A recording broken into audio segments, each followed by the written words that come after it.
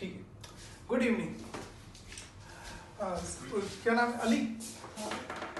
मेरी नीचे ना रिसेप्शन पे बोतल पड़ी होगी पानी की, वो यहाँ पे ऊपर पहुँचा दो।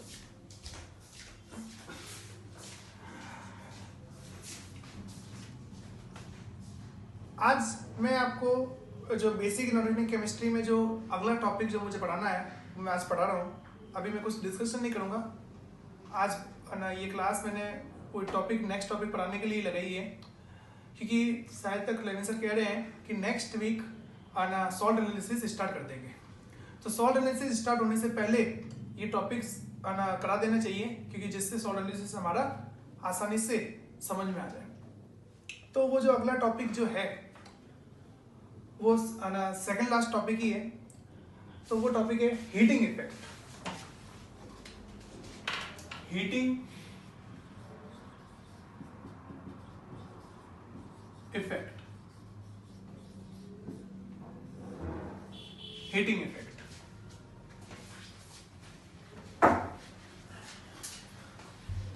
Video is very blur. नहीं बच्चों, वीडियो ब्लर नहीं है।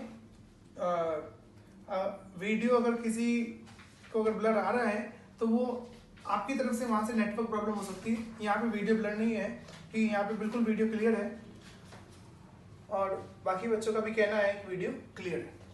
ठीक है, ओके। हाँ, कल की क्लास का मैं अभी कुछ नहीं कह रहा हूँ कि कल क्लास होगी या नहीं होगी, अभी कुछ नहीं कह रहा हूँ। ठीक है, देखते हैं अभी जो टॉपिक मुझे कराना है वो टॉपिक आज कितना मैं कवर कर पाता हूँ। ठीक है, उसके अकॉर्डिंग मैं कल की क्लास डिसाइड करूँगा। ठीक है,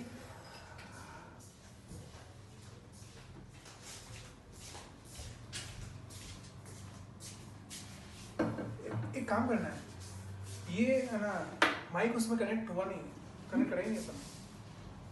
अच्छा, रिकॉर्डिंग। हाँ, ये लो, मैं लेके आया। ये लो।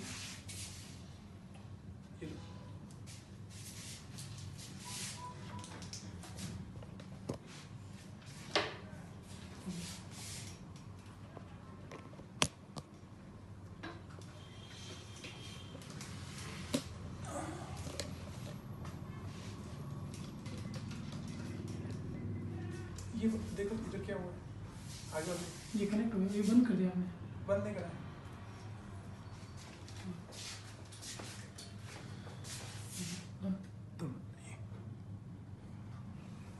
हाँ,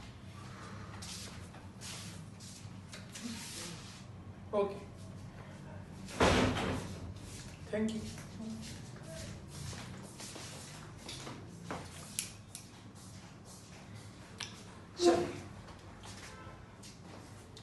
तो नेक्स्ट जो बेसिक इनऑर्गेनिक केमिस्ट्री का जो टॉपिक है, और ये बहुत इंपॉर्टेंट टॉपिक है, ये बहुत ज़्यादा इंपॉर्टेंट टॉपिक है इनऑर्गेनिक केमिस्ट्री का।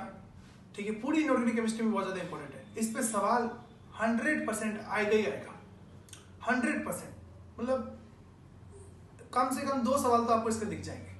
ठीक है, ये जो चीज़ आज अपन जो पढ़ने जा रहे हैं, ये चीज़ बिखरी भी है। 10th में आपने पढ़ी है, 11th में पढ़ी है, 12th में पढ़ी है, और भी आगे पढ़ोगे। ये बहुत इंपॉर्टेंट चीज़ है हीटिंग इफेक्ट, कि जब किसी सॉल्ट को गर्म करा जाता है तो सॉल्ट गर्म करने पे क्या देते हैं। पहली बात तो कौन से सॉल्ट, कौन से कंपाउंड गर्म करने पे टूटते हैं। ठीक है, और दूसरी बात, अगर कोई टूटता है, डिकम्पोज होता है, तो डिकम्पोजिशन में क्या देता है, वो बहुत ज़्यादा इंपॉर्टेंट है। तो वही हीटिंग इफेक्ट में हम पढ़ने वाले हैं। सबसे पहले हीटिंग इफेक्ट में हम बात करेंगे ऑक्साइड्स की। ऑक्साइड्स, सबसे पहले हीटिंग इफेक्ट ऑक्साइड का, कि ऑक्साइड का हीटिंग इफेक्ट क्या है। ऑक्साइड को अगर गर्म किया जाए तो उनके बारे में क्या कहना है। तो oxides are generally stable. Oxides are generally stable. Oxides जो होते हैं वो जनरली स्टेबल होते हैं। उनको आप गर्म करो, उनका कुछ नहीं बिगड़ता। ठीक है, और यहाँ पे एक बात सुन लो, गर्म करने का मतलब कि यहाँ पे नॉर्मल हीटिंग, कि लैब में हम जो नॉर्मल हीटिंग करते हैं, लैब में हम जो काम करते हैं उस समय नॉर्मल हीटिंग करते हैं, उस उतने टेम्परेचर पे हम बात कर रहे हैं। ठीक है, कि ऐसा नहीं है कि मतलब कि 5000 डिग्री सेल्सियस कर दें तो भी कुछ नहीं बिगड़ेगा। नहीं, अगर आपने बहुत ज्यादा टेम्परेचर कर दिया, वेरी वेरी हाई टेम्परेचर कर दिया, तो फिर तो कोई भी कंपाउंड टूट जाएगा। यहाँ पे हीटिंग इफेक्ट में हम नॉर्मल हीटिंग की बात करते हैं, जो जनरली अपन हीटिंग करते हैं अपनी डेली लाइफ में, अपन नॉर्मल हीटिंग जो करते हैं उस हीटिंग की बात कर रहे हैं। तो उतनी हीटिंग पे कौन से कंपाउंड टूट जाते हैं, कौन से कंपाउंड नहीं टूटते, उस हीटिंग की हम बात कर रहे हैं। तो oxides are generally stable. Oxides जो होते हैं वो जनरली स्टेबल होते हैं, वो गर्म करने पे टूटते नहीं है। जैसे CO2, CO2 एक ऑक्साइड है, आप इसको गर्म करो कुछ नहीं होगा, कुछ नहीं होता, no decomposition, oxides are stable. ठीक है, CO2 एटमॉस्फेयर में इतनी है, सूरज की रोशनी आ रही है, क्या कुछ होता है? क्या नहीं होता है। ठीक है, Na2 इसको आप गर्म करो कुछ नहीं होता, नो डिकम्पोजिशन। ठीक है, Al2O3 इसको आप गर्म करो कुछ नहीं होगा। ठीक है, नहीं टूटता। ऑक्साइड जो होते हैं वो स्टेबल होते हैं। ऑक्साइड्स आर जनरली स्टेबल, कि ऑक्साइड को आप गर्म करो वो नहीं टूटते, केवल 3 ऑक्साइड को छोड़ के। All oxides are stable, all oxides are generally stable except 3 oxide को छोड़ के।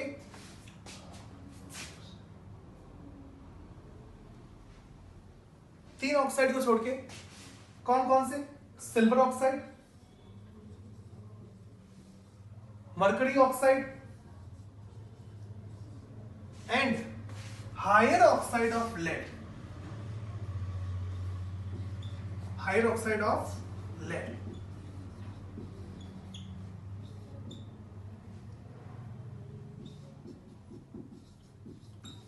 Of lead, higher oxide of lead. Oxide जो होते हैं वो जनरली स्टेबल होते हैं, केवल 3 ऑक्साइड को छोड़ के, silver oxide, mercury oxide and hydroxide of lead. कि एक तो सिल्वर का ऑक्साइड अनस्टेबल होता है, एक मरकरी का ऑक्साइड अनस्टेबल होता है, और लेड के हायर ऑक्साइड, लेड का लोअर ऑक्साइड नहीं, लेड के हायर ऑक्साइड अनस्टेबल होते हैं। हायर ऑक्साइड मतलब लेड +2 में भी रहता है, लेड +4 में भी रहता है। तो लेड जब +4 में रहेगा ना, तो उस समय जो उसका ऑक्साइड होगा उसको हम हायर ऑक्साइड कहेंगे। क्यों? उस समय आपकी oxidation state higher oxidation state है, तो जब आप अपनी हायर ऑक्सीडेशन स्टेट में होंगे ना, तो उस ऑक्साइड को हायर ऑक्साइड कहा जाएगा, और आपका जो हायर ऑक्साइड होगा वो अनस्टेबल होगा। तो लेड के सारे ऑक्साइड अनस्टेबल नहीं है, लेड के हायर ऑक्साइड अनस्टेबल है, लोअर ऑक्साइड स्टेबल होता है। तो oxides are generally stable except silver oxide, mercury oxide and hydroxide of lead. जैसे Ag2O, Ag2O की बात करें तो ये एक ऑक्साइड है, लेकिन ये ऑक्साइड स्टेबल नहीं होता है। आप Ag2O को थोड़ा सा गर्म करो तो ये गर्म करने में टूट जाता है, और टूट के दे देगा Ag+O2। Ag+O2, मैं बैलेंस नहीं कर रहा हूं, मैं डायरेक्ट प्रोडक्ट बता रहा हूं कि आप Ag2O को गर्म करो, आप इसको थोड़ा सा गर्म करोगे ना टूट जाएगा। तो इसको थोड़ा सा गर्म करने में टूट जाता है, इसका मतलब कि स्टेबल नहीं है। तो सिल्वर ऑक्साइड स्टेबल नहीं होता है। HgO, मरकरी का ऑक्साइड, देखते क्लिक होना चाहिए कि सारे ऑक्साइड स्टेबल है, लेकिन सिल्वर का ऑक्साइड अनस्टेबल होता है, मरकरी का ऑक्साइड ये भी अनस्टेबल होता है। आप इसको थोड़ा सा गर्म करो, ये गर्म करने में टूट जाता है, और टूट के देता है Hg+O2। ठीक है, और PbO2, लेड का हायर ऑक्साइड, लेड का +4 वाला ऑक्साइड स्टेबल नहीं है। आप इसको जब आप गर्म करोगे तो ये गर्म करने में टूट जाएगा, और टूट के देगा लोअर ऑक्साइड एंड O2। तो जब PbO2 को गर्म करते हैं तो बनता है PbO एंड O2। ठीक है, तो दुनिया में सारे ऑक्साइड स्टेबल है, केवल 3 ऑक्साइड को छोड़ के, silver oxide, mercury oxide and hydroxide of lead. ये जो ऑक्साइड होते हैं ये गर्म करने पे तुरंत टूट जाते हैं, इजीली डिकम्पोज हो जाते हैं, और डिकम्पोज होकर देते हैं O2। ओके, लिखिए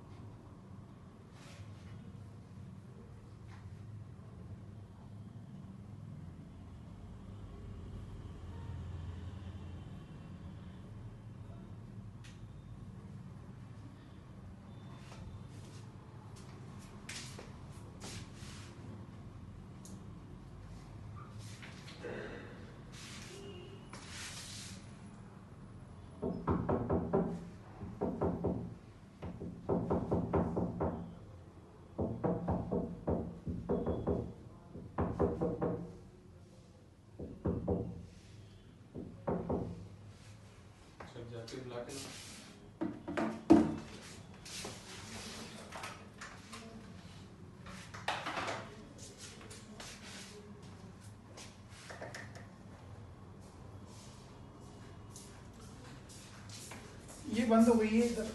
क्या सर?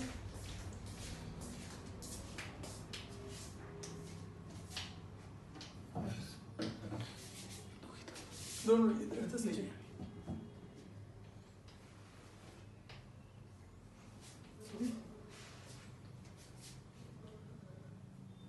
ये नेट इशू आ रहा है सर।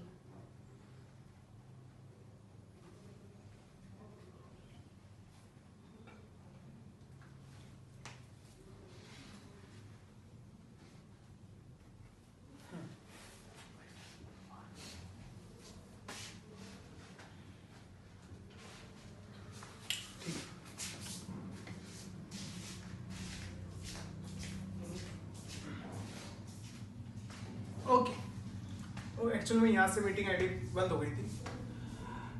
तो ऑक्साइड्स जो होते हैं वो जनरली स्टेबल होते हैं, लेकिन कुछ ऑक्साइड जो होते हैं वो स्टेबल नहीं होते, और कुछ में वो तीन ही है, सिल्वर का ऑक्साइड, मरकरी का ऑक्साइड एंड लेड का हाइड्रोक्साइड। ठीक है, ये ऑक्साइड जो होते हैं ये अनस्टेबल होते हैं, ये गर्म करने पे तुरंत टूट जाते हैं और टूट के क्या देते हैं, O2। ठीक है, अब इसमें मैं थोड़े और एग्जाम्पल जोड़ता हूँ, वो एग्जाम्पल इनसे रिलेटेड है तो और एग्जाम्पल जोड़ता हूं। जैसे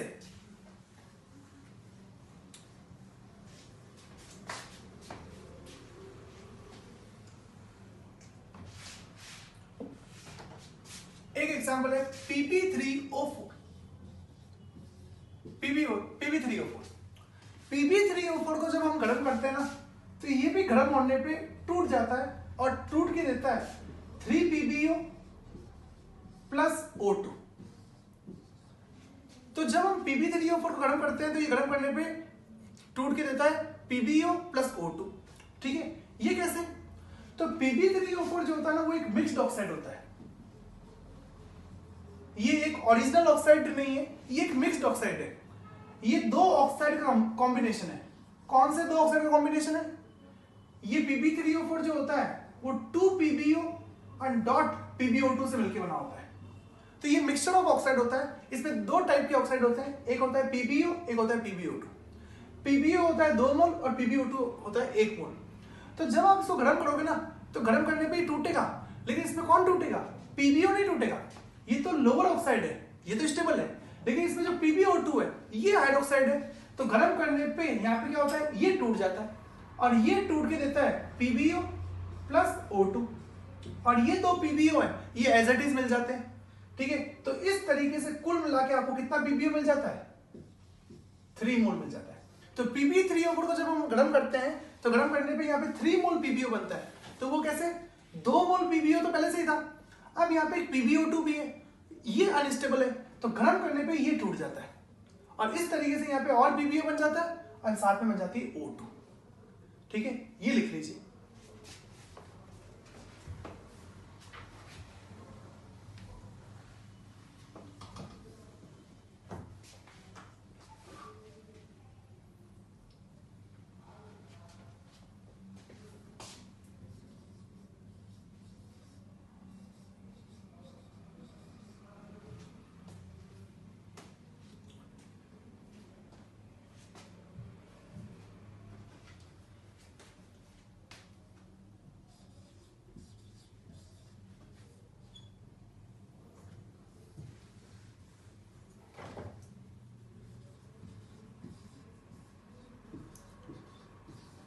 Pp3O4 का एक बहुत फेमस नाम है, वो नाम ध्यान रखना, रेड लेड। इसको रेड लेड कहा जाता है। ठीक है, ये रेड लेड के नाम से बहुत ज्यादा फेमस है। तो ध्यान रखना कि कहीं भी अगर रेड लेड लिखा है तो रेड लेड सुनते ही देखते ही क्लिक होना चाहिए किसकी बात चल रही है, Pb3O4 की बात चल रही है।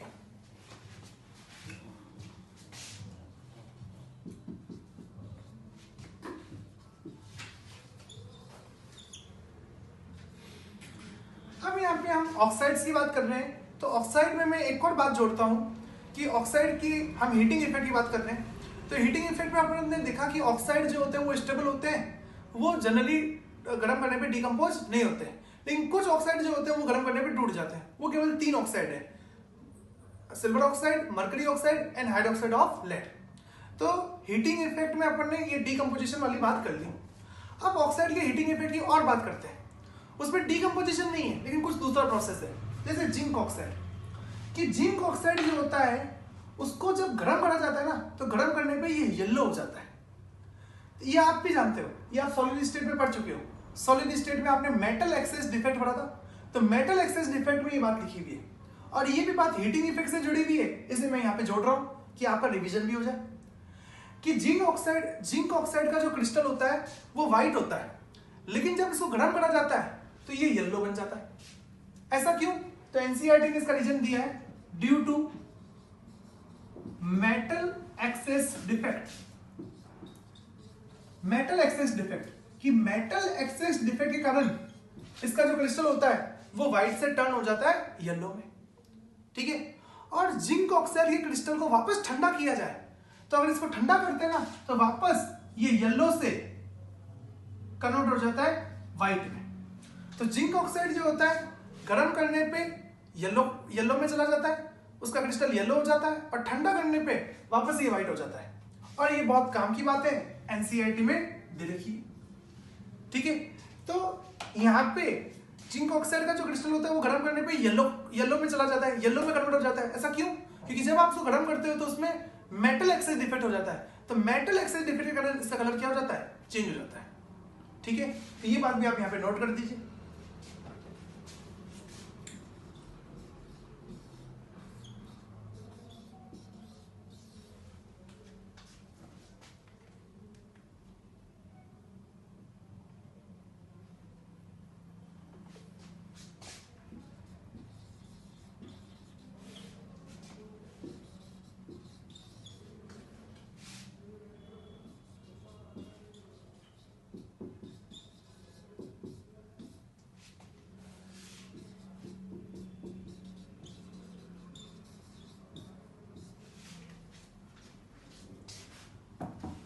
ऐसी कुछ एक और बात पीबीओ में भी होती है, वो भी बता दो।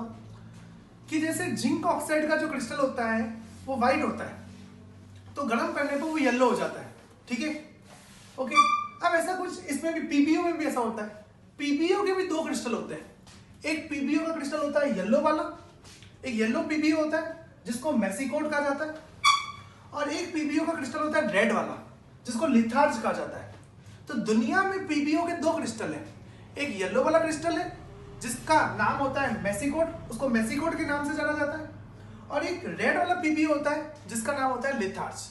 ठीक है, जब आप ना येलो पीबीओ को गर्म करते हो ना, तो येलो पीबीओ गर्म करने पे कन्वर्ट हो जाता है रेड पीबीओ में, कि गर्म करने पे ये मेसिकोट वाला पीबीओ कन्वर्ट हो जाता है लिथार्ज में।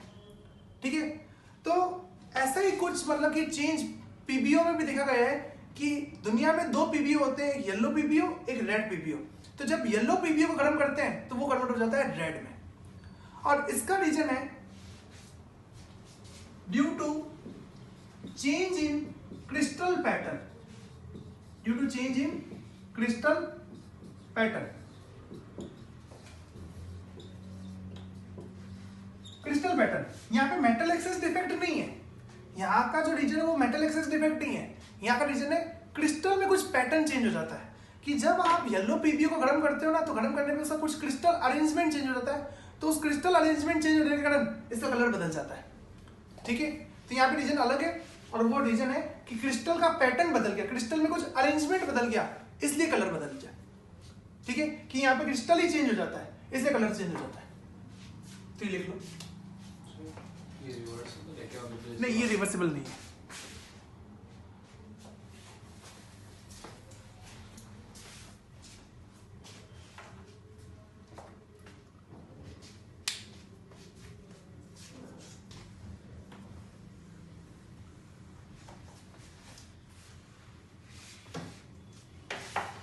अब यहाँ पे एक बात कि जिंक ऑक्साइड में तो क्या होता है कि जब आप ना गर्म करते हो तो वो व्हाइट से येलो में टर्न हो जाता है, और आप उसी क्रिस्टल को वापस ठंडा करो तो जब वो क्रिस्टल वापस ठंडा होता है तो वापस येलो से व्हाइट में आ जाता है। लेकिन ऐसा काम इस पे नहीं होता है पीबीओ में, कि पीबीओ को अगर आपने गर्म कर दिया ना येलो पीबीओ को, तो येलो पीबीओ गर्म करने पे परमानेंटली रेड में चला जाता है। अब वो अगर ठंडा भी हो जाएगा ना तो ये वापस पीछे लौट के नहीं आने वाला, वापस ये येलो में नहीं कन्वर्ट होता। तो ये जो प्रोसेस है ये रिवर्सिबल नहीं है, ये ध्यान रखना कि ये प्रोसेस रिवर्सिबल नहीं है। कि जैसे कि कुछ बच्चे समझते हैं कि जैसे सर अगर जिंक ऑक्साइड को ठंडा करते हैं, वो ठंडा होता है तो वो येलो से वापस व्हाइट हो जाता है, ठीक है। तो क्या इसमें भी ऐसा हो जाएगा? नहीं, इसमें ऐसा नहीं होता। इसमें अगर आपने इसको गर्म कर दिया तो ये परमानेंटली रेड में चला जाएगा, वापस ठंडा करने पे, ठंडा होने पे ये लौट के पीछे आने वाला नहीं है, ठीक है, ये ध्यान रखना।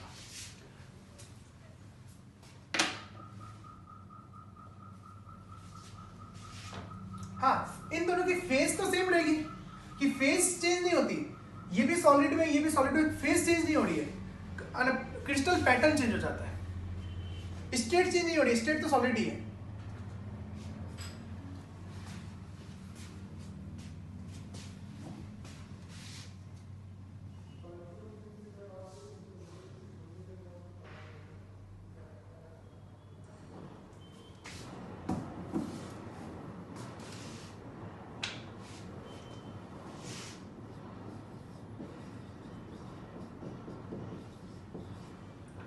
फिर नेक्स्ट हीटिंग इफेक्ट में, नेक्स्ट हीटिंग इफेक्ट है परऑक्साइड का हीटिंग इफेक्ट। किसी बच्चे ने पूछा कि what is a metal excess defect. Metal excess defect solid state का पार्ट है, सॉलिड स्टेट में डिफेक्ट वाला जो पार्ट है वहां पे पढ़ाया जाता है। तो शायद तक फ्रेशर ए में डिस्कस हो गया था, फ्रेशर बी में नहीं हुआ था, तो फ्रेशर बी वाले बच्चे अभी वहां पे एनसीईआरटी रीड कर ले, अलग से कभी डिवीजन क्लास लगाएंगे तो उसमें मेटल एक्सेस डिफेक्ट आपको बता देंगे, ठीक है।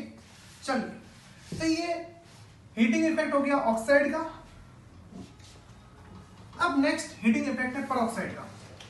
तो परऑक्साइड में तो एक सिंपल सा नोट है, all peroxides are unstable, all peroxides are unstable.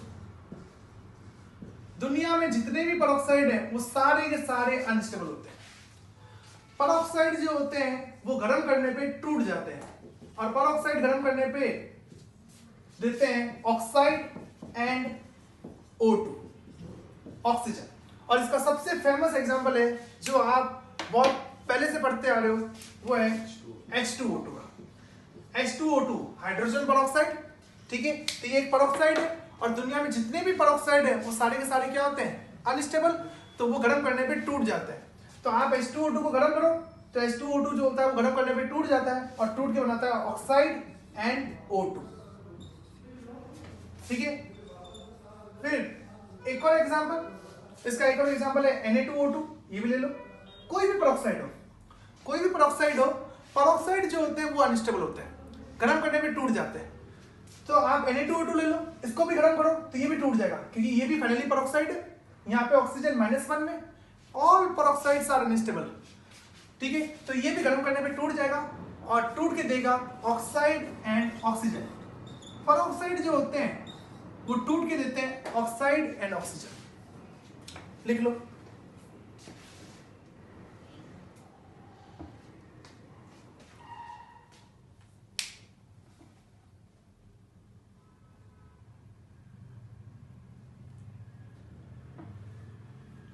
ठीक है जयेश, वो बात ठीक है, लेकिन बाद में फाइनली वो O2 बन जाता है, वो जो O होता है वो उसकी O2 बन जाती है।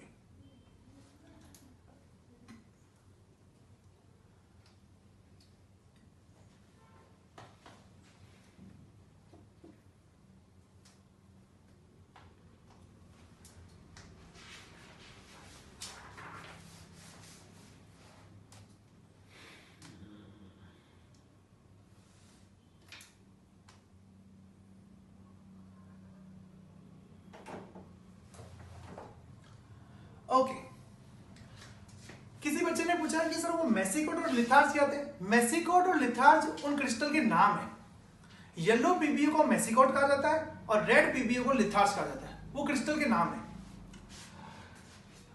अब यहाँ पे मैं एक और एग्जांपल लेगा परऑक्साइड में, CrO5। CrO5 एक बहुत इंपॉर्टेंट कंपाउंड है, ये इनऑर्गेनिक का फेमस कंपाउंड है CrO5। CrO5 का जो स्ट्रक्चर होता है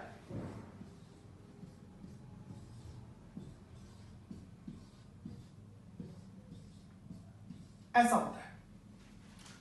CrO5 का जो स्ट्रक्चर होता है वो बटरफ्लाई स्ट्रक्चर होता है, बटरफ्लाई जैसा होता है, ठीक है। और इसका जो कलर होता है वो ब्लू होता है, ये ब्लू कलर का होता है।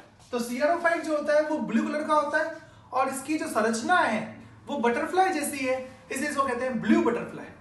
इसका नाम ही है ब्लू बटरफ्लाई, क्योंकि आपकी जो संरचना है वो बटरफ्लाई जैसी है और आपका रंग ब्लू होता है, इसलिए इसको कहते हैं ब्लू बटरफ्लाई। ठीक है, CrO5 में आपसे मैं एक सवाल पूछता हूं, आप मुझे बताओ यहां पे क्रोमियम की ऑक्सीडेशन स्टेट क्या है?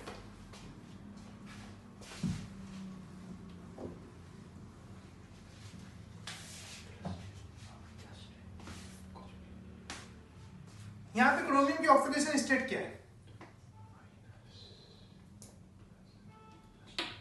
वीर जैन करेक्ट, समीर करेक्ट, हर्षित करेक्ट, जयेश करेक्ट, हितार्थ करेक्ट, शिवेन माथुर करेक्ट, शिखर दवे नो, साक्षी करेक्ट,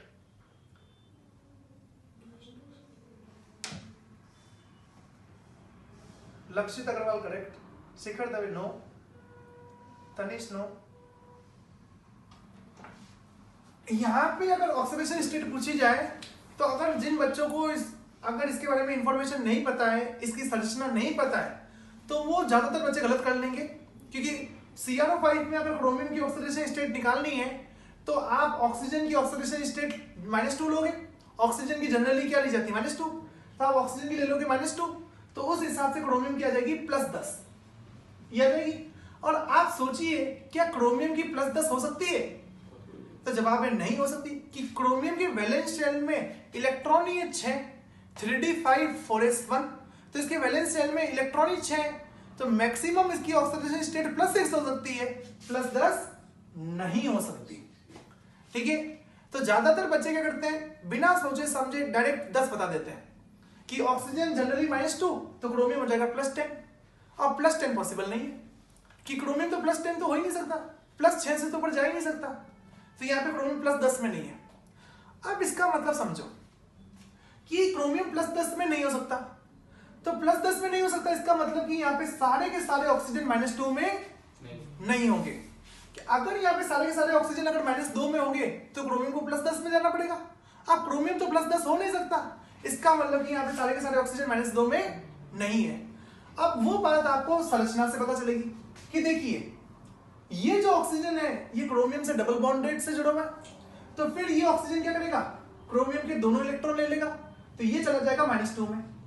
लेकिन ये जो 4 ऑक्सीजन है ये क्रोमियम से डबल बॉन्डेड से नहीं जुड़े हुए हैं, सिंगल बॉन्डेड से जुड़े हुए हैं, तो फिर ये ऑक्सीजन क्या करेंगे, क्रोमियम का एक ही इलेक्ट्रॉन लेंगे, तो फिर इनकी ऑक्सीडेशन स्टेट क्या होगी, -1 होगी। ठीक है, तो CrO5 में 5 ऑक्सीजन है, तो 5 ऑक्सीजन में से एक ऑक्सीजन -2 में है और बाकी 4 ऑक्सीजन किसमें, -1 में है, तो इसलिए यहाँ पे क्रोमियम की ऑक्सीडेशन स्टेट क्या हो जाएगी, +6 हो जाएगी। तो CrO5 में क्रोमियम की ऑक्सीडेशन स्टेट है +6। ठीक है, तो एक सवाल ये बनता है कि CrO5 में क्रोमियम की ऑक्सीडेशन स्टेट क्या है, तो यहाँ पे ऑक्सीडेशन स्टेट है +6। ठीक है, +10 नहीं है। फिर दूसरी बात, यहाँ पे 5 ऑक्सीजन में से 4 ऑक्सीजन -1 में है, तो ये दोनों ऑक्सीजन पेरोक्साइड वाले हैं, तो ये दोनों पेरोक्साइड वाले हैं, तो ये क्या हो जाएगा, पेरोक्सी लिंकेज। यहाँ पे भी ये दोनों पेरोक्साइड वाले ऑक्सीजन है, तो इनके बीच के लिंकेज को क्या कहते हैं, पेरोक्सी लिंकेज। तो CrO5 में 2 पेरोक्सी लिंकेज होते हैं, यहाँ पे 2 पेरोक्सी लिंकेज होते हैं। ठीक है, कि ये ऑक्सीजन -1, ये ऑक्सीजन -1, तो फिर ये हो गए पेरोक्साइड, इनके बीच का जो लिंकेज होगा उसको हम कहते हैं पेरोक्सी लिंकेज, और ये भी पेरोक्सी लिंकेज है, यहाँ पे 2 पेरोक्सी लिंकेज है। ठीक है, तो यहाँ पे तो 2 पेरोक्सी लिंकेज है, और किसी में अगर एक भी पेरोक्सी लिंकेज हो ना तो भी वो कंपाउंड स्टेबल नहीं होता, अनस्टेबल होता है। यहाँ पे तो 2 पेरोक्सी लिंकेज है, तो फिर ये भी स्टेबल नहीं होगा, कि आपके पास 2 पेरोक्सी लिंकेज है तो फिर तो आप स्टेबल नहीं होंगे, स्थायी नहीं होंगे। तो CrO5 जो होता है ना वो तुरंत टूट जाता है, ये कहीं पर भी होता है ना, आप इसको गर्म भी मत करो, ये तो रूम टेम्परेचर पे टूट जाएगा। ठीक है, और गर्म कर दोगे तो जल्दी से टूट जाएगा। तो CrO5 की अगर बात की जाए तो यहाँ पे तो 4 ऑक्सीजन -1 में बैठे हैं, 4 ऑक्सीजन पेरोक्साइड की फॉर्म में है, और पेरोक्साइड वाले कंपाउंड तो अनस्टेबल होते हैं वो तो तुरंत गर्म करने पे टूट जाते हैं, तो ये भी तुरंत गर्म करने पे टूट जाएगा। और परऑक्साइड गर्म करने पे क्या देते हैं, तो परऑक्साइड गर्म करने पे देते हैं O2, तो यहाँ पे क्या बनेगी, O2 बनेगी। तो यहाँ पे जो ये ऑक्सीजन -1 वाले हैं, ये -1 वाले ऑक्सीजन गर्म करने पे चले जाएंगे O2 में, ये -1 वाले ऑक्सीजन चले जाएंगे 0 में। तो अब आप देखिए कि यहाँ पर ये -1 वाले ऑक्सीजन चले जा रहे हैं 0 में, तो इनका हो रहा है ऑक्सीडेशन। अगर इनका हो रहा है ऑक्सीडेशन तो फिर किसी का रिडक्शन होगा, कि अगर कोई ऑक्सीडाइज हुआ है तो फिर कोई रिड्यूस होगा। तो फिर यहाँ पे रिड्यूस कौन होता है, तो यहाँ पे रिड्यूस होता है क्रोमियम, क्रोमियम रिड्यूस होता है, ठीक है। और जब भी क्रोमियम रिड्यूस होता है तो क्रोमियम रिड्यूस होकर हमेशा किस में जाता है, +3 में। तो यहाँ पे क्रोमियम +6 में, तो यहाँ पे इसका रिडक्शन होगा, और जैसे इसका रिडक्शन होगा तो ये रिड्यूस होकर जाएगा +3 में, तो यहाँ पे बनता है Cr2O3। तो जब आप CrO5 को जब आप गर्म करते हो तो CrO5 गर्म करने पे देता है Cr2O3 एंड O2। क्यों, क्योंकि यहाँ पे जो पेरोक्साइड है, ये चार ऑक्सीजन जो है वो तो पेरोक्साइड की फॉर्म में, एंड पेरोक्साइड्स आर अनस्टेबल, तो ये तो गर्म करने पे टूट जाएगा और टूट के देगा ये O2। तो अगर यहाँ पे O2 बन रही है, ऑक्सीजन -1 से 0 में जा रहा है, तो फिर तो ऑक्सीजन का तो हो रहा है ऑक्सीडेशन। अगर ऑक्सीजन का हो रहा है ऑक्सीडेशन तो फिर किसी ना किसी का तो होगा रिडक्शन, तो फिर किसका होगा रिडक्शन, तो यहाँ पे ऑक्सीजन के अलावा है कौन, क्रोमियम, तो क्रोमियम का होगा रिडक्शन। और क्रोमियम जब भी रिड्यूस होता है तो रिड्यूस होकर किस में जाता है, +3 में, तो यहाँ पे क्या बनेगा, Cr2O3। तो फाइनली यहाँ पे बनता है Cr2O3 एंड O2, लिख लो।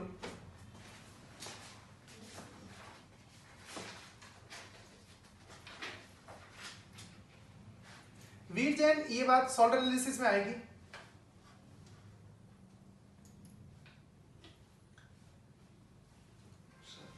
ओके, हाँ महेंद्र, आपका भी आंसर सही था।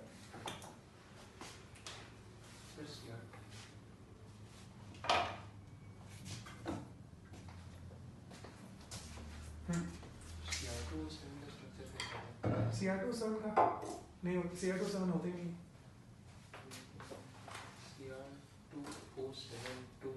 हाँ, ये होता है, उसका स्ट्रक्चर बताया क्लास में।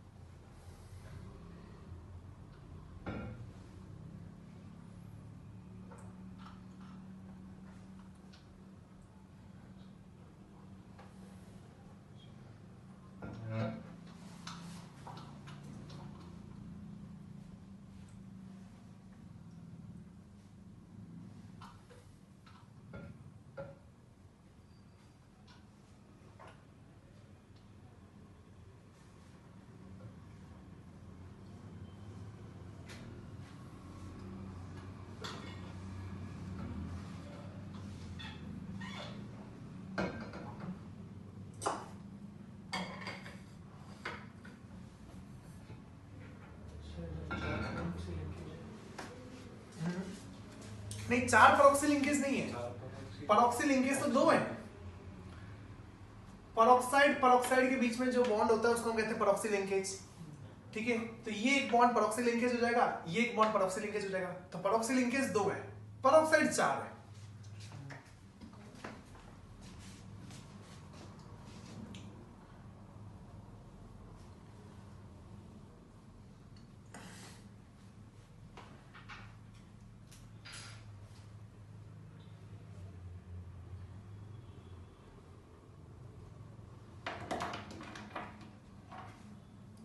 ओके, तो ये परऑक्साइड में हीटिंग इफेक्ट की बात हो गई कि दुनिया में जितने भी परऑक्साइड है वो सारे के सारे परऑक्साइड अनस्टेबल होते हैं, गर्म करने पे टूट जाते हैं और टूट के देते हैं फाइनली ऑक्साइड एंड O2, ठीक है।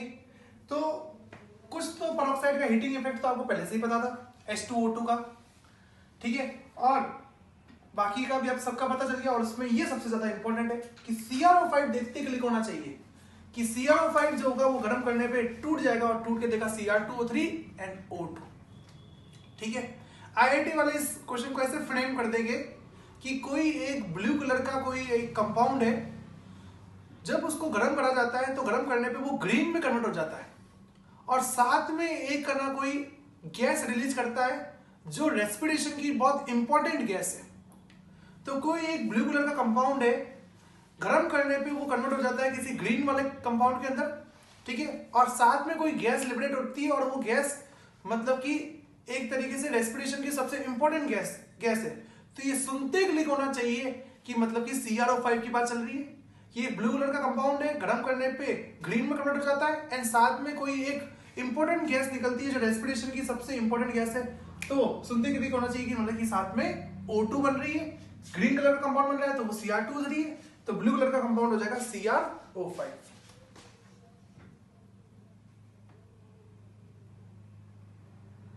बिल्कुल यहाँ पे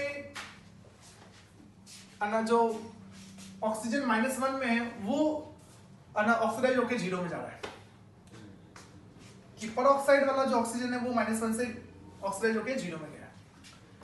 चलिए, तो ये परऑक्साइड का हीटिंग इफेक्ट हो गया।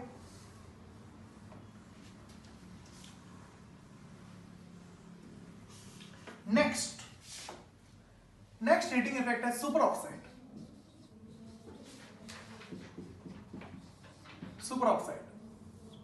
All superoxides are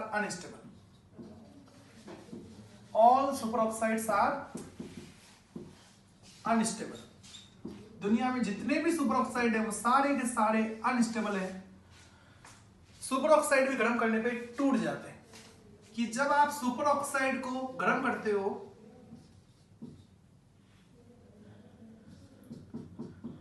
super oxide को जब आप गर्म करोगे तो गर्म करने पे सुपर ऑक्साइड टूट जाते हैं, और सुपर ऑक्साइड गर्म करने पे बनाते हैं परऑक्साइड प्लस ऑक्सीजन। ठीक है, तो दुनिया में जितने भी सुपर ऑक्साइड है वो सारे के सारे गर्म करने पे टूट जाते हैं, और टूट के बनाते हैं परऑक्साइड एंड ऑक्सीजन।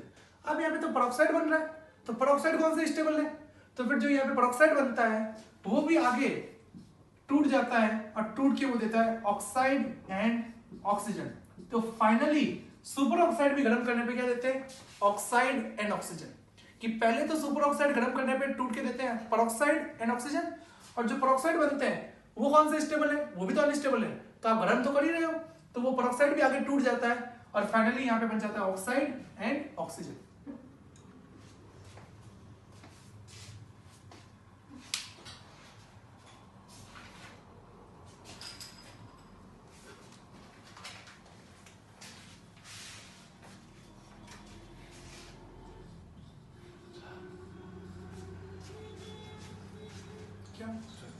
किसका नहीं बताऊंगा।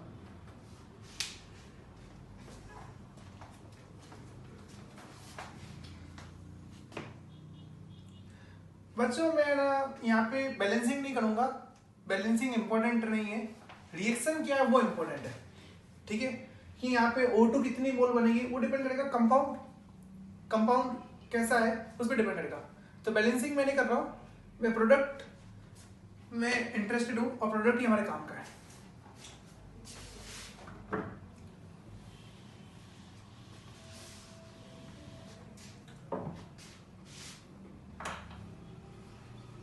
इसका सुपर ऑक्साइड के हीटिंग इफेक्ट का एक ही एग्जांपल इंपॉर्टेंट है। अगर एग्जाम में अगर सुपर ऑक्साइड का अगर हीटिंग इफेक्ट आएगा ना, तो जो मैं एग्जांपल बताने जा रहा हूं उस पे ही एग्जाम वाले क्वेश्चन बनाएंगे। तो सुपर ऑक्साइड में हीटिंग इफेक्ट में कोई दूसरा एग्जांपल कोई पूछेगा ही नहीं, और ना मैं कभी आपको बताऊंगा, ना कभी उसका डिस्कशन होगा। सुपर ऑक्साइड के हीटिंग इफेक्ट में एक ही एग्जांपल इंपॉर्टेंट है, और वो एग्जांपल इंपॉर्टेंट है KO2। एग्जाम में भी अगर सुपर ऑक्साइड पे सवाल बनेगा ना, तो आपसे KO2 ही पूछा जाएगा, इसके अलावा कोई नहीं पूछेगा। दुनिया में और भी सुपर ऑक्साइड है, लेकिन उन पे कभी सवाल नहीं पूछेंगे तो KO2 पे पूछेंगे। क्यों? क्योंकि बहुत इंपॉर्टेंट है। कैसे इंपॉर्टेंट है अभी बताऊंगा। KO2 एक सुपर ऑक्साइड है, तो जब आप इसको गर्म करोगे तो गर्म करने पे ये टूट जाएगा, और सुपर ऑक्साइड गर्म करने पे टूट के देते हैं परऑक्साइड एंड ऑक्सीजन। तो पहले ही गर्म करने पे टूट के देगा परऑक्साइड एंड ऑक्सीजन। तो यहाँ पे परऑक्साइड बन रहा है, और परऑक्साइड भी अनस्टेबल होते हैं, तो ये आगे और टूट जाएगा, और टूट के दे देगा ऑक्साइड एंड ऑक्सीजन। तो फाइनली यहाँ पे बनेगा K2O एंड O2। ठीक है, अब ये जो एग्जाम्पल है ये बहुत इंपॉर्टेंट है, बहुत ज्यादा इंपॉर्टेंट है। ये जो KO2 होता है ये येलो ऑरेंज सॉलिड होता है, इसका जो सॉल्ट होता है वो येलो ऑरेंज होता है, ये येलो ऑरेंज सॉलिड होता है, ठीक है। ये क्यों इंपॉर्टेंट है इसको समझो। जितने भी इमरजेंसी वाले केसेस होते हैं जहां पे मतलब कि ना ऑक्सीजन की कमी हो जाती है, CO2 की एक्सेस हो जाती है, तो उन इमरजेंसी वाले केसेस में अगर आपको अपनी जान बचानी है तो आप वहां पे आपके पास कोई दूसरी टेक्निक नहीं है, कोई मशीन नहीं है, कुछ उपाय नहीं है, तो आप एक काम करो, वहां पे KO2 यूज कर लो। आप KO2 ले लो तो KO2 से आपकी जान बच जाएगी, ठीक है। कैसे, सुनना। ज्यादातर जो है ना ये जो इमरजेंसी वाले जैसे केसेस होते हैं, जैसे मान लीजिए कि माइनिंग में हो गए, या आप मतलब कि स्पेस में चले गए, वहां पे मान लो कि आपके जो एयर का सिलेंडर है वो कुछ लीक हो गया, कुछ मतलब कि एयर लीक हो गई, ठीक है, वो कुछ बंद हो गया, खराब हो गया, ठीक है। तो जितने भी जहाँ पे भी ऑक्सीजन की कमी हो जाती है, CO2 की एक्सेस हो जाती है, तो वहां पे फिर लोग अपनी जान बचाने के लिए KO2 यूज करते हैं, ठीक है। और ज्यादातर तो ये बहुत फेमस है माइनिंग वाले केसेस में। माइनिंग जहां पे की जाती है वहां पे जो ना लोग होते हैं वो अपने साथ में KO2 रखते हैं, क्योंकि माइनिंग करते समय कभी भी कुछ भी हो सकता है, ठीक है। माइनिंग करते समय बहुत ज्यादा एक्सीडेंट वाले केसेस हो जाते हैं, क्योंकि माइनिंग में तो आप बहुत अर्थ के अंदर चले जाते हो, ठीक है ना, एक तरह से सुरंग बना देते हो, तो सुरंग बना के बहुत अंदर चले जाते हो, तो वहां पे कभी कभी ऐसा होता है कि कोई एक्सीडेंट वाला केस हो जाता है, तो वहां पे जो आपकी सुरंग जहाँ पे आपने जो बनाई है, जो आप माइनिंग कर रहे थे, वो रास्ता पूरा ब्लॉक हो जाता है। कभी कभी जान भी चली जाती है कि कोई एक्सीडेंट हो गया, कोई चट्टान हो गई, पत्थर हो गए, वो आपके ऊपर ही गिर जाते हैं, तो आपके ऊपर गिर गए तो आप सहन नहीं कर पाए, तो वहां पे जान चली जाती है। लेकिन कभी कभी ऐसा होता है कि कुछ लोग जो होते हैं वहां पे बस तो जाते हैं लेकिन अंदर फंस जाते हैं। अब जो पूरा रास्ता है वो चट्टानों से, पत्थरों से, मिट्टी से पूरा ब्लॉक हो चुका है, ठीक है। अब आप पूरे चारों तरफ फंस चुके हो, ठीक है। बाहर का जो एक जो रास्ता था जिससे आप जा सकते थे और अंदर आ सकते थे और जिससे एयरेशन हो रहा था, पूरा रास्ता पूरा ब्लॉक हो चुका है, तो एयर का जो वेंटिलेशन है वो पूरा कट हो चुका है, बंद हो चुका है, ठीक है। अब आप अंदर फंस गए हो। अब यहाँ पे बाहर वालों को जब सिग्नल मिलेगा, ठीक है, वो आएंगे, ये साफ करेंगे, ये मिट्टी, पत्थर, चट्टाने हटाएंगे, तब तक तो समय लगेगा। लेकिन आपको फिर यहाँ पे है ना रेस्पिरेशन के लिए आपको गैसेस कैसे मिलेगी, O2 कैसे मिलेगी। और ज्यादातर जो ना इमरजेंसी केसेस में जो लोगों की जान जाती है वो O2 की कमी से नहीं जाती है, CO2 की एक्सेस से जाती है। ज्यादातर जो भी इमरजेंसी वाले केसेस होते हैं जिसमें मतलब कि कोई एक्सीडेंट हो गया तो उसमें जान चली गई, रेस्पिरेशन वाले जो इमरजेंसी केसेस होते हैं, तो उसमें जो लोगों की जान जाती है वो O2 की कमी से नहीं जाती है, CO2 की एक्सेस से जाती है। कि एक्चुअल में जहां पे भी आप फंस चुके हो, ठीक है, वहां पे आप जब वहां पे आप खड़े हो तो आप तो रेस्पिरेशन तो कंटिन्यू करोगे, रेस्पिरेशन तो चलते रहेगा, ठीक है। खाना अपन एक समय खाते हैं, 2 समय खाते हैं, पानी अपन है ना दिन में 5 बार पीते हैं, 10 बार पीते हैं, लेकिन रेस्पिरेशन तो अपना दिन भर में चल रहा है, हर पल में चल रहा है, ठीक है। ऐसा तो नहीं कर सकते हैं कि अभी सांस ले लिए तो अभी नाक बंद कर देते हैं, 10 मिनट बाद लेंगे, ऐसा थोड़ी होता है। रेस्पिरेशन तो हमारा हर पल में चल रहा है, तो आप वहां पे अगर फंस चुके हो तो रेस्पिरेशन वाला प्रोसेस तो चल रहा है, आप O2 तो ले रहे हो, लेकिन जब आप O2 लोगे तो CO2 भी तो निकलेगी, और जितनी आप O2 लेते हो उतनी CO2 निकलती है। रेस्पिरेशन की रिएक्शन को बैलेंस करो, जितनी आप O2 इनहेल करते हो उतनी CO2 एक्सेल होती है। तो जहां पे आप फंस चुके हो तो वहां पे आप रेस्पिरेशन तो कर ही रहे होंगे, वहां पे चारों तरफ जो O2 है वो O2 तो आप ले ही रहे होंगे, जब आप O2 लोगे तो CO2 भी तो निकलेगी। जो वहां पे जो CO2 निकल रही है ना वो खतरनाक बन जाती है। क्यों? क्योंकि जो CO2 वहां पे निकल रही है वो वहां पे इकट्ठी होती जाती है, क्योंकि रास्ता तो पूरा ब्लॉक हो चुका है, तो वहां पे तो मतलब कि गैसेस को निकलने के लिए भी रास्ता नहीं है, तो पूरा रास्ता ब्लॉक हो चुका है, ठीक है। चारों तरफ माइंस हैं, क्या चारों तरफ चट्टाने हैं, पूरा रास्ता ब्लॉक हो चुका है। तो अब जो वहां पे जो CO2 निकल रही है वो वहां पे इकट्ठी होती जाती है, तो CO2 वहां पे आप रेस्पिरेशन करते जाओ तो CO2 निकलती जाएगी और वो CO2 आपके चारों तरफ इकट्ठी होती जाएगी। एक समय ऐसा आता है कि हमारे चारों तरफ CO2 का प्रेशर इतना ज्यादा हो जाता है कि वो CO2 वापस हमारी बॉडी के अंदर जाने लग जाती है। तो वहां पे इतनी CO2 वहां पे इकट्ठी हो जाती है कि वो CO2 का प्रेशर इतना ज्यादा हो जाता है हमारे चारों तरफ कि वो CO2 वापस हमारी बॉडी के अंदर जाने लग जाती है। और अगर आपकी बॉडी के अंदर CO2 का परसेंटेज 15 से ज्यादा हो गया तो आपकी डेथ हो जाती है, आपकी डेथ हो जाएगी। तो वहां पे ज्यादातर इमरजेंसी केसेस में जो लोगों की जो जान जाती है वो O2 की कमी से नहीं जाती है, ऑक्सीजन की डेफिशिएंसी से नहीं जा रही है, CO2 की एक्सेस से जाती है।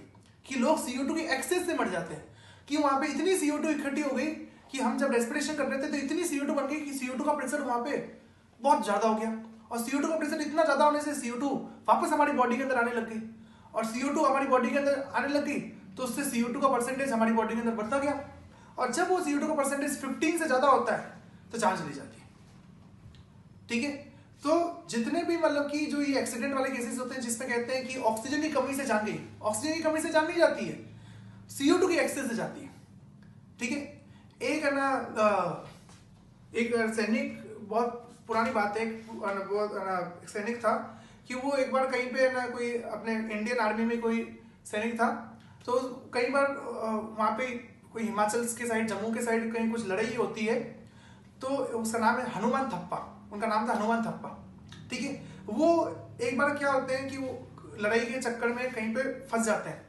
ठीक है, और वो कहाँ पे फंस जाते हैं, बर्फ के पीस, बर्फ वहाँ पे बर्फ भी है चारों तरफ, तो वो बर्फ के अंदर धंस जाते हैं। ठीक है, कि उनका पाँव कहीं पे फिसल जाता है तो वो बर्फ के जो सिल्लियाँ होती हैं उनके अंदर फंस जाते हैं। ठीक है, तो वहाँ पे वो फंस गए थे, किसी को पता नहीं चला, और वो भी पता नहीं, उनको भी चोट ही लगी हुई, तो वो भी बाहर निकल नहीं पाए। तो वो वहाँ पे जो फंस गए थे तो वो लगभग पता नहीं 5 या 6 दिन तक वहाँ पे फंसे हुए थे, तब तक उनकी सांसें चल रही थी। ठीक है, तब तक उनकी सांसें चल रही थी। ठीक है, और मतलब कि है ना तब तक वो वहाँ पे फंसे हुए थे। ठीक है, लेकिन 5-6 दिन तक वो वहाँ पे जिंदा थे। ठीक है, तो फिर एक समय के बाद क्या होता है, 5-6 दिन के बाद उनकी डेथ हो जाती है। तो फिर उनकी जो वहाँ पे डेथ हुई उसका कारण क्या था, मेजर उनका कारण वहाँ पे ये था कि वो अंदर जहाँ पे धंस गए थे बर्फ के सिलियों के बीच में, तो वहाँ पे क्या हुआ कि वो जब वो रेस्पिरेशन कर रहे थे, रेस्पिरेशन तो कंटिन्यू चल ही रहा था। ठीक है, तो वहाँ पे रेस्पिरेशन से क्या हुआ था कि जब वो रेस्पिरेशन कर रहे थे तो CO2 भी निकल रही थी, वो CO2 चारों तरफ उनकी इकट्ठी होती जा रही थी, क्योंकि वो बर्फ की जो सिलियां होती है वो इतनी पैक होती है कि वो गैस बाहर निकल ही नहीं पाती है, गैस रिलीज ही नहीं हो पाती है। तो वहां पे चारों तरफ क्या हुआ था, तो जैसे जैसे वो रेस्पिरेशन करते जा रहे थे CO2 निकलती जा रही थी, आप O2 लोगे CO2 निकलेगी, वो CO2 चारों तरफ इकट्ठी होती जा रही है। अब एक समय के बाद CO2 इतनी इकट्ठी हो गई तो वो CO2 उनकी बॉडी में वापस जाने लग गई, तो O2 तो आ रही है, CO2 भी आ रही है। ठीक है, अब CO2 आती जा रही है, और एक समय आएगा कि CO2 का परसेंटेज इतना ज्यादा हो गया कि बॉडी उसको हैंडल नहीं कर पाई, और इस कारण से उनकी डेथ हो गई।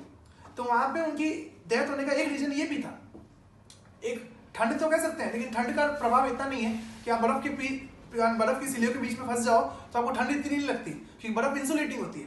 तो वहां पे रीजन ठंड नहीं थी, उसका रीजन क्या था, CO2 की एक्सेस, कि वहां पे CO2 इतनी चारों तरफ हो गई वहां पे कि वो बॉडी में वापस जाने लग गई, और एक समय के बाद बॉडी उसको सहन नहीं कर पाई, इसलिए सारे जो सिस्टम्स थे वो बंद हो गए, जो बॉडी का जो सिस्टम है काम करने वो बंद हो गया, इसलिए उनकी डेथ हो गई। तो ज्यादातर केसेस में, इमरजेंसी केसेस में लोगों की जो जान जाती है वो O2 की कमी से नहीं, CO2 की एक्सेस से जाती है। तो फिर क्या होता है कि जहां पे भी माइनिंग होती है ना, तो वहां पे क्या करते हैं लोग, जो माइनिंग कंपनीज वाले जो लोग हैं वो क्या करते हैं कि जो माइनिंग में जो बड़ी बड़ी सुरंगें बनाई जाती है वहां पे कुछ बैग लटका देते हैं, वहां पे वॉल्स पे बैग लटके हुए होते हैं, और उन बैग के अंदर क्या होता है, CO2 होता है, उन बैग के अंदर CO2 होता है। तो ऐसा कहा जाता है उनको, जो वहां पे लोग काम कर रहे हैं, जो भी वर्कर्स हैं वहां पे काम कर रहे हैं, उनको कहा जाता है कि अगर कोई ऐसा कोई एक्सीडेंट हो जाए, कोई ऐसी दुर्घटना हो जाए, तो आप एक काम करो, तुरंत अपने मास्क के अंदर, मास्क तो उनको पहना हुआ ही होता है, तो तुरंत अपने मास्क के अंदर ये CO2 डाल दो। तो वो क्या करते हैं, जैसे अगर कोई वहां पे इमरजेंसी कोई दुर्घटना हो गई, कोई एक्सीडेंट हो गया, तो वहां पे क्या करते हैं, तुरंत वो क्या करते हैं, वहां पे बैग लटके हुए होते हैं, उन बैगों के अंदर CO2 भरा हुआ होता है, CO2 तुरंत लेके अपने मास्क के अंदर डाल देते हैं और मास्क को पहन लेते हैं। तो जिससे क्या होता है कि अब आपकी जान बच जाएगी। अब मतलब कि अगर आप वहां पे सेफ रहे तो आप CO2 की एक्सेस से नहीं मरोगे और ना O2 की कमी से मरोगे, CO2 आपको बचा देगा। क्यों? क्योंकि CO2 जो होता है ना वो टूट के देता है CO2 टूट के देता है K2 और टूट के O2 भी देता है। तो यहाँ पे CO2 आप ले लो, अपने मास्क के अंदर डाल दो, ठीक है, तो ये डीकंपोज होगा और ये डीकंपोज होकर देगा O2, ठीक है, तो देखो आपको O2 मिल रही है, ये O2 तो देगा, ये और एक और काम भी करेगा, जो आपकी बॉडी में से CO2 निकल रही है उसको भी रिमूव करेगा, उसको भी हटाएगा। कैसे? क्योंकि KO2 जब टूटता है तो टूट के O2 तो देता है, लेकिन वहां पे K2O भी बनता है, और K2O जो है ये तो मेटल ऑक्साइड है, और मेटल ऑक्साइड जो होते हैं वो बेसिक होते हैं, ठीक है। और आपकी बॉडी में से CO2 निकल रही है, तो जैसे ही आपकी बॉडी में से CO2 निकलेगी ना, वो CO2 तुरंत इसके साथ रिएक्शन कर लेगी, ये दोनों एक दूसरे के साथ रिएक्शन कर लेंगे, क्योंकि ये है बेस और ये है एसिड, तो इनके बीच में रिएक्शन हो जाती है और यहाँ पे बन जाता है K2CO3, और K2CO3 तो एक सॉल्ट है, अब इससे कोई प्रॉब्लम नहीं है, ठीक है। तो कहीं पर भी ऐसे कोई एक्सीडेंट वाला केस हो गया है, वहां पे CO2 एक्सेस में हो सकती है, जिससे जान जा सकती है, तो आप वहां पे KO2 ले लो, KO2 अपने मास्क के अंदर डाल दो, ठीक है। तो वो KO2 क्या करेगा, वो टूट के देगा K2O, और K2O क्या करेगा, CO2 को खा जाएगा, उसके साथ एसिड बेस रिएक्शन कर लेगा और बन जाएगा K2CO3। अब K2CO3 एक सॉल्ट है, उससे तो कोई प्रॉब्लम नहीं है, तो अब आपकी जान बच जाएगी, ठीक है। KO2 का नाम ही है, इसको एक नाम दिया गया है स्पेस कैप्सूल, स्पेस कैप्सूल, इसको स्पेस कैप्सूल कहा जाता है, मतलब ये बहुत ज्यादा काम आता है, ये माइनिंग में कोई दुर्घटना हो जाती है, एक्सीडेंट हो जाता है, वहां पे काम आता है। सबमरीन में भी KO2 रखा जाता है, सबमरीन में भी मान लो कि कोई दुर्घटना हो गई, कुछ हो गया, अब वहां पे एयर का कोई वेंटिलेशन ढंग से है नहीं, कोई आप फंस चुके हो, ढंग से एयर का क्रॉस जो क्रॉसिंग जो एरिया वो बंद हो चुका है, तो फिर वहां पे भी KO2 यूज करा जाता है। सबमरीन में भी लोग KO2 यूज करते हैं, ठीक है। और जो लोग स्पेस में जाते हैं उस समय भी अपने साथ KO2 लेके जाते हैं। KO2 जो है सबसे पुरानी टेक्निक है, कि मतलब कि CO2 से बचने के लिए, ठीक है, और O2 को बनाने के लिए KO2 सबसे पुरानी टेक्निक है, और ये बहुत पुरानी टेक्निक तो है, और बल्कि ये आज तक भी यूज करी जाती है। आज तक इतनी टेक्नोलॉजीज आ गई हैं, लेकिन फिर भी लोग KO2 आज भी यूज करते हैं, तो बहुत पुराने समय से इसको यूज करा जा रहा है और आज तक यूज करा जा रहा है। इसलिए ये बहुत इंपॉर्टेंट है कि कोई एक येलो ऑरेंज सॉलिड जो है, जो एक्सीडेंट वाले केसेस में, इमरजेंसी वाले केसेस में बहुत काम आता है, तो ये सुनते ही क्लिक होना चाहिए KO2, कि जो क्या करता है कि CO2 के एक्सेस को रिमूव कर देता है, CO2 को खा जाता है और O2 को बढ़ा देता है, तो जिससे जान बच जाती है। ओके, लिखो।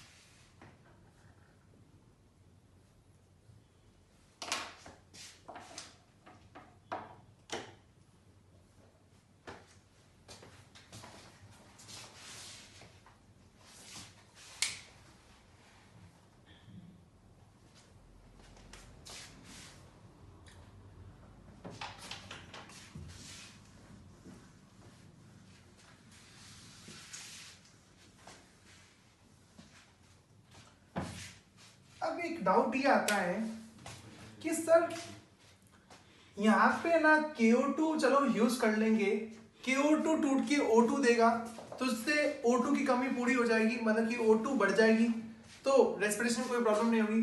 K2O देगा तो K2O CO2 को खा जाएगा, तो CO2 की जो अधिकता है, एक्सेस है, वो रिमूव हो जाएगी, तो जिससे राहत मिल जाएगी। लेकिन KO2 को टूटने के लिए हीट तो देनी पड़ेगी, गर्म तो करना ही पड़ेगा। तो वो कैसे करेंगे कि मास्क में ऐसे लगा के गर्म थोड़ी करेंगे, ठीक है, तो गर्म तो करना ही पड़ेगा। लेकिन नहीं, गर्म नहीं करा जाता, वहां पे गर्म नहीं करते लोग, जो भी वर्कर्स हैं जो KO2 डालते हैं वो KO2 डाल के छोड़ देते हैं, तो भी काम हो जाता है। क्यों? केवल KO2 डाल के छोड़ दो तो भी काम कैसे हो जाएगा भाई? देखो, KO2 ऐसे तो पड़े पड़े अपना थोड़ा थोड़ा टूटता ही है, जैसे H2O2। आप H2O2 को गर्म ना करो, कि आप H2O2 को गर्म ना करो, ठीक है, तो भी अगर कहीं पे वो रूम टेम्परेचर पे पड़ा है तो ऐसे तो वो टूट ही रहा है। H2O2 भले फास्ट नहीं टूटता, लेकिन धीरे धीरे टूट ही रहा है, और टूट के H2 और O2 तो देता ही है। ऐसे KO2 भी अगर आप उन्हें डाल दोगे तो वो भी अपने आप पड़े पड़े थोड़ा थोड़ा टूट ही रहा है, भले आप उसको गर्म ना करो तो भी थोड़ा थोड़ा टूटता है। गर्म कर दोगे तो थोड़ा उसका डिकम्पोजिशन फास्ट हो जाएगा, ठीक है, ओके। अब देखो, KO2 जो होता है वो ऐसे भी थोड़ा थोड़ा अपने आप पड़े पड़े टूट ही रहा है, लेकिन यहाँ पे KO2 टूट के जो अपनी तरफ से थोड़ा थोड़ा टूट के K2 देगा, उससे तो CO2 भागेगी। वहां पे एक और तरीके से भी काम हो रहा है, वहां पे आप गर्म ना भी करो तो भी काम हो जाएगा। वो कैसे? सुनना, अपने 11th की NCERT में S ब्लॉक में एक रिएक्शन लिखी है कि मेटल ऑक्साइड को अगर आप पानी में मिलाते हो तो मेटल हाइड्रोक्साइड बनता है। मेटल परऑक्साइड, आप परऑक्साइड को पानी में मिलाओ तो बनता है मेटल हाइड्रोक्साइड प्लस H2O2, और आप सुपर ऑक्साइड को पानी में मिलाओ तो बनता है hydroxide plus H2O2 plus O2। ये S ब्लॉक में रिएक्शन दे रखी है 11th की NCERT में। ऑक्साइड पानी में डिजोल्व होकर देते हैं हाइड्रोक्साइड, परऑक्साइड पानी में डिजोल्व होकर देते हैं hydroxide and H2O2, and super oxide पानी में डिजोल्व होकर देते हैं हाइड्रोक्साइड H2O2 एंड O2, ठीक है। अब सुनना, अगर KO2 अगर कहीं पे पड़ा है, उसको अगर पानी मिल जाए या थोड़ी सी मॉइस्चर मिल जाए, तो जैसे कहीं पे मॉइस्चर मिलेगी ना तो ये मॉइस्चर के साथ रिएक्शन कर लेगा, और ये सुपर ऑक्साइड है, और सुपर ऑक्साइड H2O के साथ रिएक्शन करके क्या बनाता है? सुपर ऑक्साइड H2O के साथ रिएक्शन करके बनाएंगे KOH plus H2O2 plus O2, ठीक है। तो इस सुपर ऑक्साइड को अगर थोड़ी सी मॉइस्चर मिल जाए तो मॉइस्चर मिल जाने से ये मॉइस्चर के साथ रिएक्शन कर लेगा, पानी के साथ रिएक्शन कर लेगा, और रिएक्शन करके बना देगा हाइड्रोक्साइड H2O2 एंड O2। ये सुपर ऑक्साइड की प्रॉपर्टी है, ठीक है। आप अगर अपने मास्क में अगर आप ये KO2 डाल दोगे ना तो वो KO2 वहां पे ये रिएक्शन करना स्टार्ट कर देगा, उसमें ये रिएक्शन होना स्टार्ट हो जाएगी। कैसे? कि अपन जब रेस्पिरेशन करते हैं तो रेस्पिरेशन से हमारी बॉडी में से CO2 तो निकलती है, CO2 के साथ में वाटर वेपर्स भी निकलती है, हमारी बॉडी में से नमी भी निकलती है। जो बच्चे चश्मा पहनते होंगे उनको पता होगा कि आप अपने इधर मास्क लगाओ और चश्मा पहनो तो आपकी ग्लासेस पे मॉइस्चर आ जाती है, ठीक है। तो आप क्या करोगे, थोड़ा मास्क नीचे कर देते हो या चश्मा उतार देते हो, ठीक है। तो आपके ग्लासेस में मॉइस्चर कहां से आ गई? क्या आपके ग्लासेस पे किसी ने पानी छिड़का? क्या रूम के अंदर इतनी मॉइस्चर है कि आपके ग्लासेस गीले हो गए, मॉइस्चर से खराब हो गए? तो ऐसा तो नहीं है, ठीक है। तो अपनी बॉडी में से जब CO2 निकलती है तो साथ में मॉइस्चर भी निकलती है, वाटर वेपर्स भी निकलती है, ठीक है।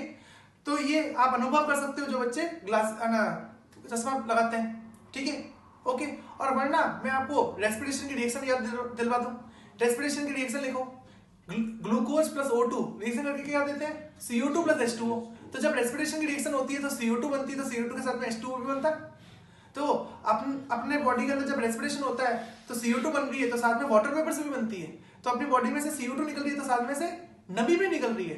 तो जब आप अपने मास्क में KO2 रखोगे तो रेस्पिरेशन करोगे तो रेस्पिरेशन से नमी आएगी, तो नमी से क्या होगा? ये गीला हो जाएगा, और जैसे ही गीला होगा तो ये पानी के साथ रिएक्शन कर लेगा और रिएक्शन करके बना देगा KOH H2O2 एंड O2, और ये KOH वहां पे जैसे ही बनेगा वो CO2 के साथ रिएक्शन कर लेगा और वहां पे बन जाएगा K2CO3, ठीक है। तो KO2 ऐसे तो अपनी तरफ से थोड़ा बहुत टूट ही रहा है, अगर वो नहीं भी टूटे ना तो भी काम हो जाएगा, क्योंकि KO2 जो होगा वो नमी से गीला हो जाएगा, अपनी बॉडी में से नमी निकल रही है उससे गीला हो जाएगा, ठीक है। और गीला होके KOH दे देगा और KOH जैसे ही बनेगा ये CO2 को खा जाएगा।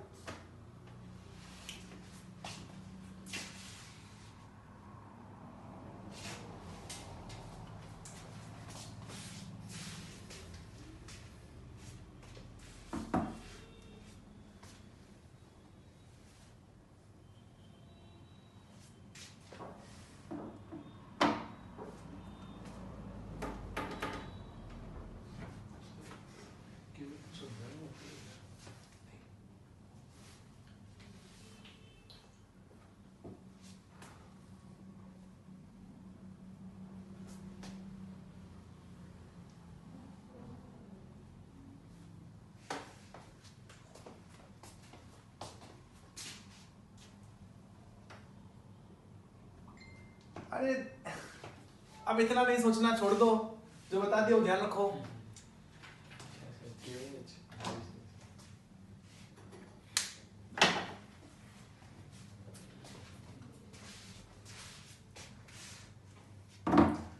चलिए भाई, तो ये ऑक्साइड, परऑक्साइड और सुपर ऑक्साइड की बात हो गई। और सुपर ऑक्साइड में एक ही फेमस एग्जांपल है KO2, yellow orange solid space capsule. सुनते ही क्लिक होना चाहिए, किसकी बात चल रही है? KO2। ओके,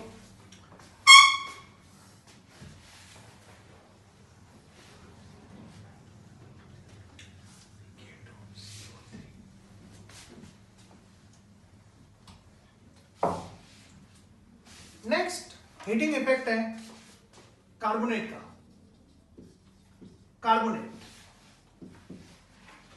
कार्बोनेट को गर्म करते हैं तो क्या बनता है? तो ये आप जानते हो कि कार्बोनेट जो होते हैं वो गर्म करने पे टूट जाते हैं, और कार्बोनेट गर्म करने पे देते हैं ऑक्साइड एंड CO2। ये आप 10th से पढ़ते आ रहे हो कि कार्बोनेट जो होते हैं वो गर्म करने पे टूट जाते हैं और टूट के बनाते हैं ऑक्साइड एंड CO2। अब सुनना, दुनिया में जितने भी कार्बोनेट्स हैं वो सारे के सारे कार्बोनेट गर्म करने पे टूट जाते हैं, लेकिन कुछ कार्बोनेट गर्म करने पे नहीं टूटते। कुछ कार्बोनेट गर्म करने पे नहीं टूटते। कौन से? Except sodium, potassium, rubidium and caesium. इन चार मेटल के carbonate Na2CO3, K2CO3,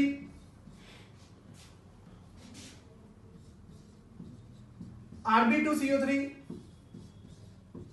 and CH2CO3, ये जो चार कार्बोनेट होते हैं ना, ये काफी स्टेबल होते हैं, ये आसानी से गर्म करने पे टूटते नहीं है। तो दुनिया में जितने भी कार्बोनेट है वो सारे के सारे टूट जाते हैं केवल इन चार कार्बोनेट को छोड़ के। केवल इन चार को छोड़ के बाकी सारे के सारे कार्बोनेट गर्म करने पे टूट जाते हैं और टूट के देते हैं ऑक्साइड एंड CO2। ठीक है, ओके। तो ये बात तो सबको पता है, ये तो आप 10th से पढ़ते आ रहे हो कि कार्बोनेट गर्म करने पे देते हैं ऑक्साइड एंड CO2, लेकिन ये बात बहुत कम बच्चों को पता है और यही IIT के हिसाब से इंपॉर्टेंट है कि कुछ कार्बोनेट जो होते हैं वो बहुत ज्यादा स्टेबल होते हैं, वो आसानी से गर्म करने पे नहीं टूटते। तो ये सुनते ही क्लिक होना चाहिए, sodium, potassium, rubidium and caesium. ठीक है, और बाकी सारे कार्बोनेट गर्म करने पे टूट जाते हैं। एग्जांपल CaCO3, आप CaCO3 गर्म करो तो CaCO3 गर्म करने पे टूट जाएगा। ठीक है, और टूट के क्या बनाएगा? कार्बोनेट है, तो कार्बोनेट गर्म करने पे बनाते हैं ऑक्साइड एंड CO2। ठीक है, आप MgCO3 को गर्म करो तो MgCO3 कार्बोनेट है, तो गर्म करने पे टूट जाएगा और टूट के बनाएगा ऑक्साइड एंड CO2। ठीक है, अब जैसे एक एग्जांपल सुनना, देखना, ध्यान देना। Ag2CO3 कि Ag2CO3 को गर्म करा जाए तो क्या बनेगा? तो देखो, Ag2CO3 को गर्म करोगे ना तो कार्बोनेट है, तो कार्बोनेट गर्म करने पे टूटेंगे और टूट के क्या बनाते हैं? Oxide and CO2। तो इसको जब आप गर्म करोगे तो यहाँ पे बनेगा Ag2O एंड CO2। अब यहाँ पे क्या बन रहा है? Ag2O बन रहा है, सिल्वर ऑक्साइड बन रहा है, और सिल्वर का कौन सा ऑक्साइड स्टेबल होता है? तो ये खुद भी क्या होता है? अनस्टेबल होता है। तो ये जैसे ही बनता है ये आगे और टूट जाता है, यहाँ पे बन जाता है Ag+O2। तो फाइनली Ag2CO3 को गर्म करने पे बनता है AgO2 एंड CO2। ठीक है, लिख लो।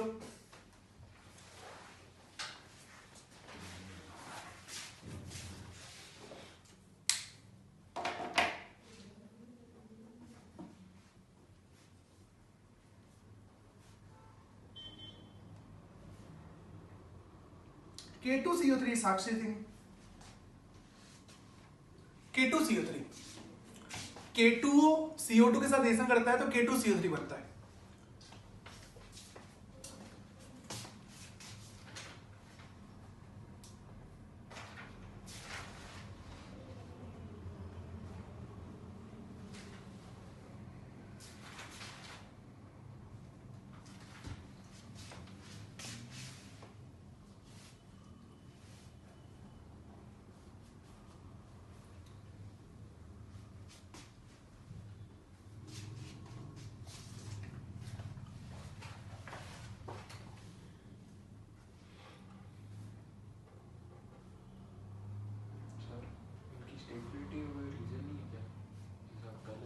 स्टेबिलिटी का रीजन है लेकिन कोई इंपॉर्टेंट नहीं है, बस याद रखना है।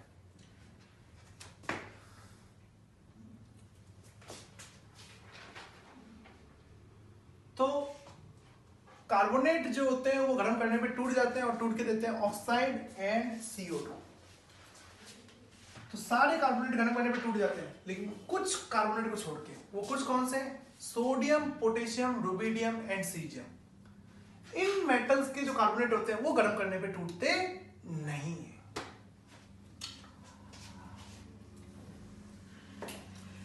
इसमें एक और एग्जांपल लिख लो।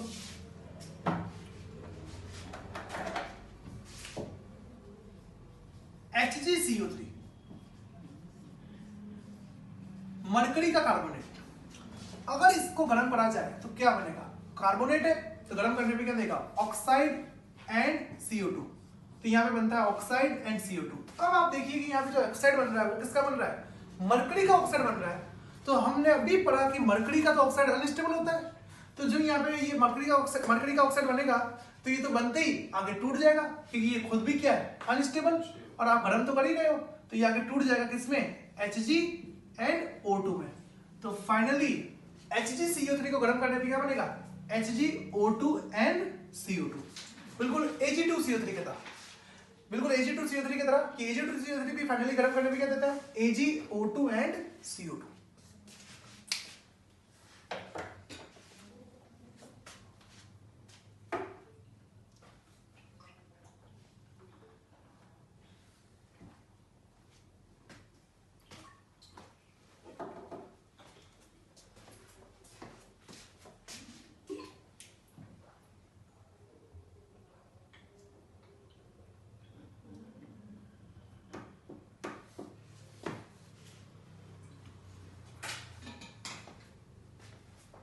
ओके,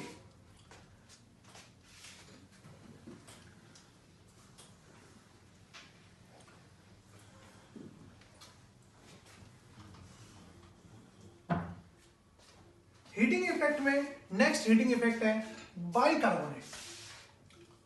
बाइकार्बोनेट का हीटिंग इफेक्ट,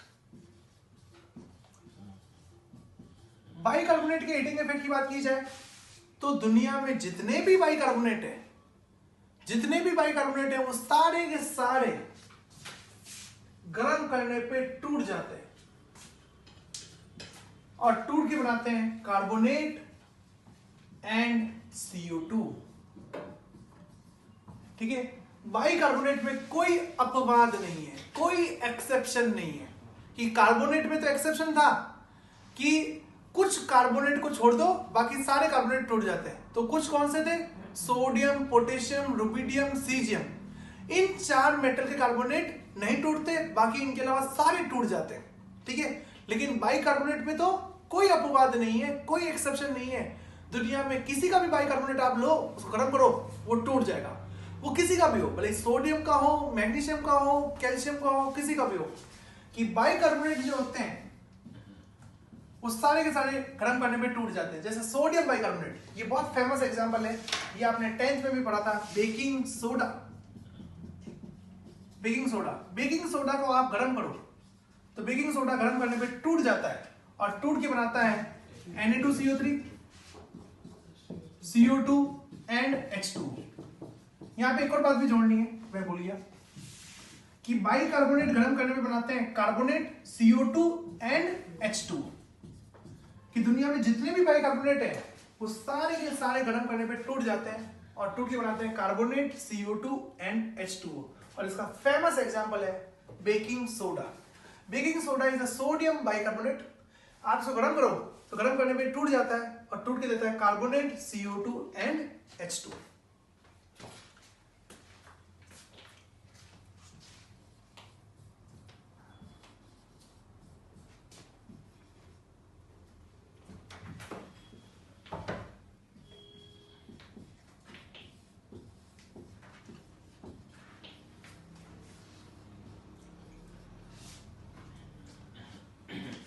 बेकिंग सोडा को घर पे हम बहुत ज्यादा यूज करते हैं। घर पे इसका नाम होता है मीठा सोडा। ठीक है, जो अपन घर पे जो मीठा सोडा यूज करते हैं, जिसको केक के अंदर डाला जाता है, केक बनाते समय डालते हैं या खमन बनाते समय मीठा सोडा डालते हैं। ठीक है, कभी एसिडिटी हो जाती है तो मीठा सोडा खाते हैं। ठीक है, तो वो मीठा सोडा ये बेकिंग सोडा है। ठीक है, ज्यादातर इसको खाने पीने वाली जो चीजें होती हैं उनके अंदर यूज करा जाता है। कि कोई जैसे आप खमन बना रहे हो तो खमन को अगर आपको सॉफ्ट बनाना है, ठीक है, थोड़ा फ्लफी बनाना है, फूलाना है, ठीक है, तो आप उसमें मीठा सोडा डाल दो। क्यों? क्योंकि मीठा सोडा होता है NHCO3 और जब ये गर्म होगा तो गर्म करने पे क्या देगा? CO2 देगा। तो वहां पे CO2 गैस बनेगी, तो जो भी खाने के अंदर आपने जिसमें मिलाया है तो वो वहां पे CO2 बनेगी, तो CO2 बनने से वो खाना फूल जाएगा। ठीक है, फूल जाएगा तो वो थोड़ा सॉफ्ट हो जाएगा, फ्लफी हो जाएगा। तो खाने पीने की चीजों को फ्लफी बनाने के लिए वहां पे मीठा सोडा मिलाया जाता है और वो मीठा सोडा यही है। बाइकार्बोनेट में एक और एग्जांपल है कैल्शियम बाइकार्बोनेट। ये भी एक बाइकार्बोनेट है। देखते क्लिक होना चाहिए कि इसको गर्म करेंगे तो क्या बनेगा। तो दुनिया में जितने भी बाइकार्बोनेट है वो सारे के सारे गर्म करने पे टूट जाते हैं। तो ये भी गर्म करने पे टूट जाएगा। और बाइकार्बोनेट गर्म करने पे क्या देते हैं? Carbonate, CO2 and H2। ठीक है, अब यहाँ पे ये जो कार्बोनेट बन रहा है ये तो कैल्शियम कार्बोनेट है, तो ये भी आगे टूट जाएगा। तो आप और गर्म करोगे तो ये जो कैल्शियम कार्बोनेट बना है तो ये टूट जाएगा और टूट के दे देगा कैल्शियम ऑक्साइड एंड CO2। तो कैल्शियम बाइकार्बोनेट को आप गर्म करोगे तो पहले ये गर्म करने पे देगा calcium carbonate, CO2 and H2O। ठीक है, और यहाँ पे गर्म करते जाओगे तो ये जो कार्बोनेट बना है ये भी आगे टूट जाएगा, क्योंकि कार्बोनेट गर्म करने पे टूट जाते हैं। तो ये आगे टूट जाएगा oxide and CO2।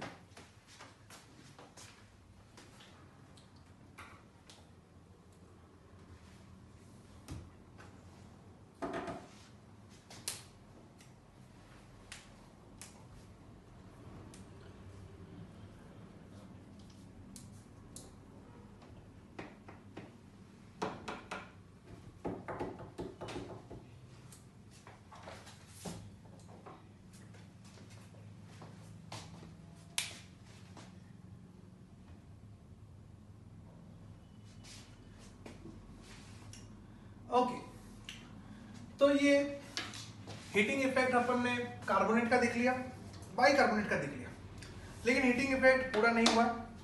Heating effect अभी और भी बाकी है। ठीक है, लेकिन आज इतना ही रखेंगे।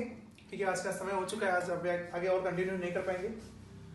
ओके, तो आना कल की क्लास, आना कल क्लास लगाएंगे या नहीं लगाएंगे उसका मैसेज आपको अभी मिल जाएगा या सुबह मिल जाएगा कि कल फिर मैं क्लास लगाऊंगा, क्योंकि आज ये पूरा नहीं हो पाया है। तो कल मैं क्लास लगाऊंगा। कितनी बजे क्लास होगी, कितने घंटे की होगी, आपको अभी मैसेज मिल जाएगा या कल सुबह मिल जाएगा। मैं अभी शेड्यूल देख लूंगा कल का पहले, उसके अकॉर्डिंग आपको मैसेज मिल जाएगा। ठीक है, ओके। और अगर मान लीजिए मैं किसी कारण से अगर नहीं भी ले पाता हूं तो वो भी मैसेज कर देंगे कि आपकी क्लास नहीं ले रहे चाहिए सर। ओके, किसी ने पूछा है कि सर कल टारगेट में इक्विलिब्रियम वाली क्लास है? नहीं, टारगेट में इक्विलिब्रियम वाली क्लास कल नहीं है। कल मॉर्निंग वाली क्लास होगी क्या? अच्छा, आपकी लेविन सर की मॉर्निंग वाली क्लास, वो पता नहीं। वो तो अगर लेविन सर ने मीटिंग आईडी भेजी है आपको तो है, नहीं भेजी है तो नहीं है। ठीक है, ओके। वो मॉर्निंग वाली लेविन सर वाली क्लास का मुझे कोई आइडिया नहीं है। ठीक है, हाँ, चलिए। लब्ध शर्मा ने एक डाउट पूछा है बेकिंग पाउडर। लब्ध शर्मा बेकिंग पाउडर आप खुद सर्च करना। बेकिंग पाउडर क्या होता है बताओ तो। बेकिंग पाउडर, बेकिंग पाउडर क्या होता है? बेकिंग सोडा तो होता है NHCO3।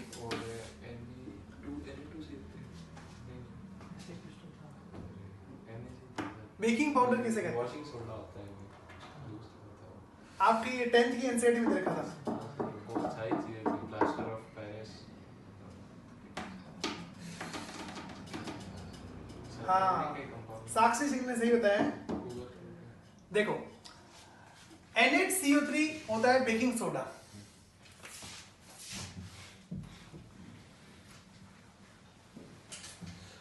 NaCO3 is baking soda, लेकिन NaCO3 plus tartaric acid, NaCO3 plus tartaric acid ये होता है बेकिंग पाउडर। इसको कहते हैं बेकिंग पाउडर।